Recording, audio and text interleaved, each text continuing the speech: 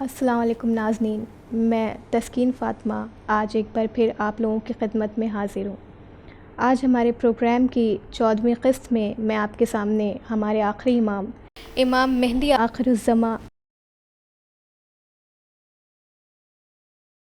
واقعہ کچھ یوں ہے کہ خلیفہ کا مخصوص آدمی سیما تیزی سے آگے بڑھ رہا تھا۔ اس کے پیچھے اس کے 2 سپاہی تھے۔ سورج سر کے اوپر تھا، بہت تیز گرمی تھی۔ کچھ بچے گلی میں کھیل رہے تھے۔ جیسے ہی انہوں نے سیما اور اس کے سپاہیوں کو دیکھا، وہ وہاں سے بھاگ گئے۔ سیما اور اس کے سپاہی بچوں کی طرف متوجہ ہوئے بغیر تیزی سے آگے بڑھ رہے تھے اور یہ سوچ رہے تھے کہ اگر آج مجھے ابو محمد یعنی امام حسن عسکری علیہ السلام کے گھر سے کوئی قیمتی چیز مل گئی تو خلیفہ مجھ سے بہت خوش ہوگا۔ تو اس پر اس کے ایک سپاہی نے کہا کہ ہو سکتا ہے شاید وہاں بہت بھیڑ ہو، کیونکہ ابھی ابو محمد کے انتقال کو چند ہی روز گزرے ہیں اور ہو سکتا ہے وہاں ابھی کافی بھیڑ ہو۔ تو سیما نے کہا کہ نہیں، ان کا ہے ہی کون، چند لوگ آئے ہوں گے 1-2 دن اور اب وہاں بالکل سناٹا ہوگا۔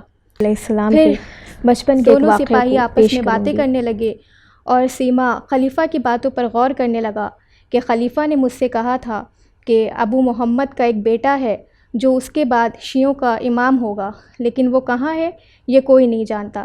پھر وہ یہ خوش ہو کر سوچنے لگا کہ اگر وہ مجھے مل جائے تو خلیفہ مجھ سے کافی خوش ہو جائے گا، لیکن کچھ دیر بعد اس نے یہ سوچا کہ لیکن وہ کہاں رہتا ہے پتہ نہیں، اور نہ وہ کسی سے ملتے ہیں اور نہ کوئی انہیں جانتا ہے۔ خیر، یہ لوگ امام حسن عسکری علیہ السلام کے گھر کے قریب پہنچے تو سیما کے دل کی دھڑکنیں کافی تیز ہونے لگی اور وہ آہستہ آہستہ قدموں کے ساتھ دروازے تک پہنچا اور اپنے سپاہیوں کو دروازہ توڑنے کا حکم دیا۔ اس میں سے ایک سپاہی بولا کہ پہلے دروازہ کھٹکھٹاتے ہیں، شاید کوئی کھول دے۔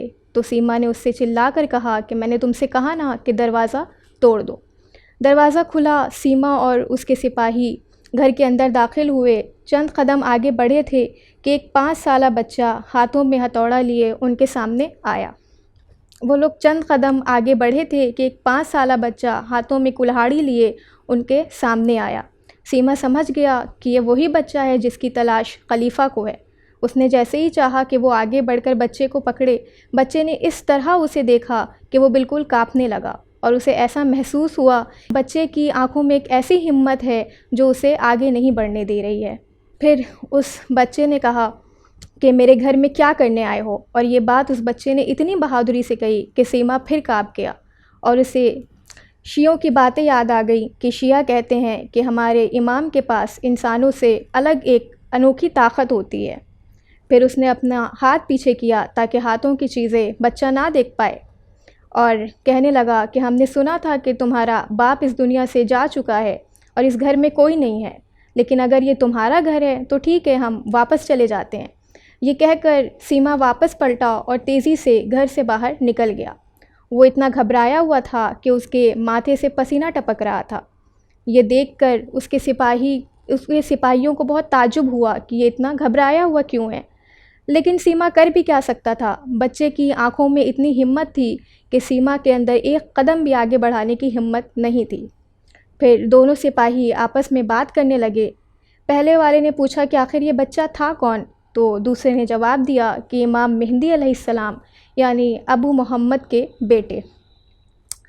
پھر سیما کو اپنے سپاہیوں کی باتیں سن کر کافی غصہ آیا، اس کا چہرہ غصے سے لال ہو گیا جب اس کے سپاہیوں نے کہا کہ یہ بچہ تو بہت ہی بہادر ہے۔ جب سیما نے یہ بات سنی تو اسے کافی غصہ آیا، اس کا چہرہ غصے سے لال ہو گیا۔ وہ چاہتا تھا کہ اپنے سپاہیوں کو پھٹکار لگائے، لیکن چونکہ اس کے سپاہی سب کچھ اپنی آنکھوں سے دیکھ چکے تھے اس لیے وہ کچھ نہ کہہ سکا۔ جب وہ گلی سے گزر کر سڑک پر آیا تو وہ آہستہ آہستہ چلنے لگا اور اس نے اپنے آپ کو بادشاہ کے سامنے بالکل مطمئن دکھانے کی کوشش کی، لیکن وہ ایسا نہیں کر سکا کیونکہ اس کے پاس خلیفہ کے سوالات کا کوئی بھی جواب نہیں تھا۔ تو ناظرین، اس واقعے سے ہمیں یہ پتہ چلتا ہے کہ بہت سے لوگ کہتے ہیں کہ امام مہدی علیہ السلام ابھی پیدا ہی نہیں ہوئے، حالانکہ ایسا نہیں ہے۔ امام پیدا ہوئے تھے اور بہت سے لوگوں نے انہیں دیکھا تھا۔